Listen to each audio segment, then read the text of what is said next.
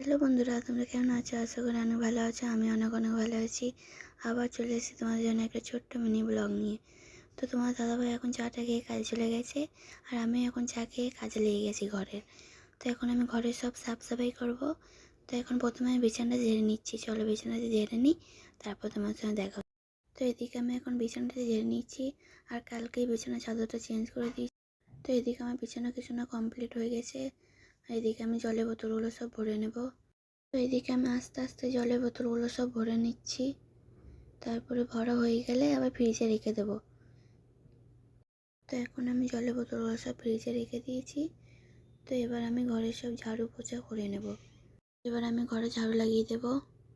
তো এদিকে আমি ঘরে ঝাড়ু লাগিয়ে নিচ্ছি, আর এদিকে টিভিতে গানও লাগিয়ে দিয়েছি। গান শুনতে শুনতে কাজ করে নেব। তো চলো আমি ঝাড়ুটা লাগিয়ে নিই। এদিকে আমি আস্তে আস্তে গান শুনছি আর ঝাড়ু লাগাচ্ছি। তো ঘরে এখন মা নেই, মা এখন গেছে কাজে। এখন লেট হবে আসতে, এখন 1 সপ্তাহ মতো লাগবে।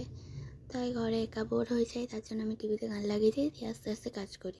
ঘরে মাও নেই, আর তোমার দাদাভাইও নেই, তাই একা বোর হয়ে যাই ঘরে। তার জন্য ভাবলাম যে ভিডিও বানাই আর তোমার সঙ্গে শেয়ার করি যা যা কাজ করছি ঘরে। ঝাড়ু লাগানো হয়ে গেছে, এবার আমি পোছাটা লাগাবো। তার জন্য এখন আমি পাঙ্খাটা অন করে দিচ্ছি। এবার পোছাটা লাগিয়ে নেব।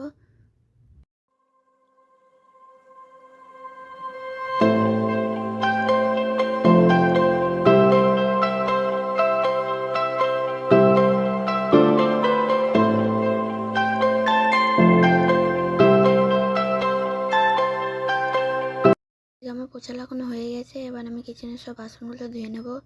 তো সকালে যা যা বাসন ছিল ওইগুলো এখন ধুয়ে নিচ্ছি। রাতেকার বাসন আমি রাতেই ধুয়ে রেখে দিই। এদিকে আমি আস্তে আস্তে বাসনগুলো ধুয়ে নিচ্ছি।